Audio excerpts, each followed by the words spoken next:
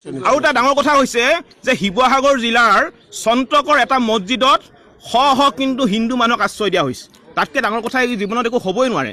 যিসকল বানপীড়িত লোকৰ ঘৰ ইতিমধ্যে উটি গৈছে, বানপানীয়ে উটুৱাই লৈ গৈছে, সেইসমূহ ঘৰ পুনৰ নিৰ্মাণ কৰি দিবৰ কাৰণে আনফৰ চাহাবে হাতত ব্যৱস্থা ল'ম বুলি কৈছে। আমি জাতীয় সংগ্ৰামী অসমৰ ইয়াত সহযোগিতা কৰিম। যিসমূহ মানুহৰ ঘৰ ইতিমধ্যে বানপানীত উটি গৈছে, আনফৰ ফাউণ্ডেশ্যনেও সহায় কৰিব। আমি জাতীয় সংগ্ৰামী সেনা সময়ও আমি সহায় কৰি ৰাইজক যিমান পাৰোঁ সহায় কৰিবলৈ আমি চেষ্টা কৰিম। ধন্যবাদ দাদা। কি ক'ব, যিহেতু মৌলানা মুস্তাক আনফৰ চাহাবৰ নিৰ্দেশ মৰ্মে উজনি অসমলৈ জমিয়তৰ সজাতি দল বা যৌথভাৱে আনফৰ ফাউণ্ডেশ্যনো আহি বানাক্ৰান্ত লোকসকলৰ ওচৰত থিয় দিছে বা তেখেতে যি ইনিচিয়েটিভটো লৈছে, মই আনফৰ ফাউণ্ডেশ্যনৰ সমূহ বিষয়ববীয়া কৰ্মকৰ্তাক মই আন্তৰিকতাই ধন্যবাদ জ্ঞাপন কৰিছোঁ। জমিয়ত উলেমা হিন্দৰ সমূহ বিষয়ববীয়া কৰ্মকৰ্তাক আন্তৰিকতাই ধন্যবাদ জ্ঞাপন কৰিছোঁ। আমাৰ এই বিপদৰ সময়ত, আমাৰ এই দুৰ্যোগৰ সময়ত তেওঁলোকে অশেষ কষ্ট কৰি শিৱসাগৰ চৰাইদেউ ৰাইজক সহায় কৰিবৰ কাৰণে আগবাঢ়ি আহিছে। ইয়াতকৈ একো ডাঙৰ ধৰ্ম হ'ব নোৱাৰে। ইয়াৰ পৰা এটা কথাই প্ৰমাণ হৈছে যে মানৱ সেৱা হৈছে আমাৰ প্ৰধান ধৰ্ম। আৰু আজি আপোনালোকে দেখিছে যে জাতি, বৰ্ণ, ধৰ্ম, ভাষা নিৰ্বিশেষে সমগ্ৰ অসমবাসী ৰাইজ কিন্তু শিৱসাগৰ আৰু চৰাইদেউ ৰাইজক সহায় কৰিবৰ কাৰণে ওলাই আহিছে।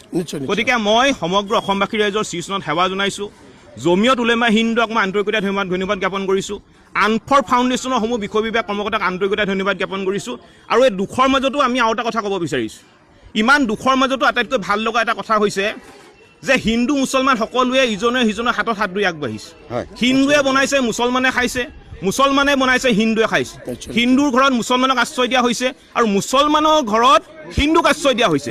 আৰু এটা ডাঙৰ কথা হৈছে যে শিৱসাগৰ জিলাৰ চন্ত্ৰকৰ এটা মছজিদত শ কিন্তু হিন্দু মানুহক আশ্ৰয় দিয়া হৈছে। তাতকৈ ডাঙৰ কথা এই জীৱনত একো হ'বই নোৱাৰে। গতিকে মই সমূহ অসমবাসী ৰাইজক আন্তৰিকতাই ধন্যবাদ জ্ঞাপন কৰিছোঁ।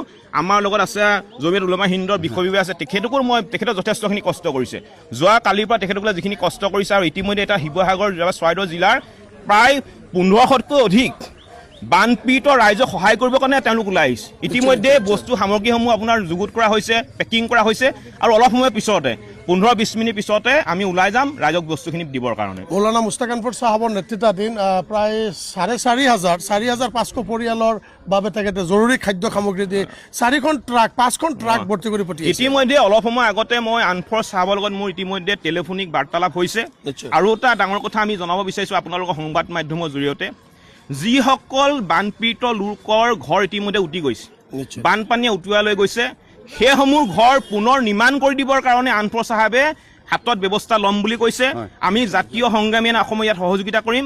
যিসমূহ মানুহৰ ঘৰ ইতিমধ্যে বানপানীত উটি গৈছে, আনফৰ ফাউণ্ডেশ্যনেও সহায় কৰিব। আমি জাতীয় সংগ্ৰামী সেনা সময়ও আমি সহায় কৰি ৰাইজক যিমান পাৰোঁ সহায় কৰিবলৈ আমি চেষ্টা কৰিম। ধন্যবাদ।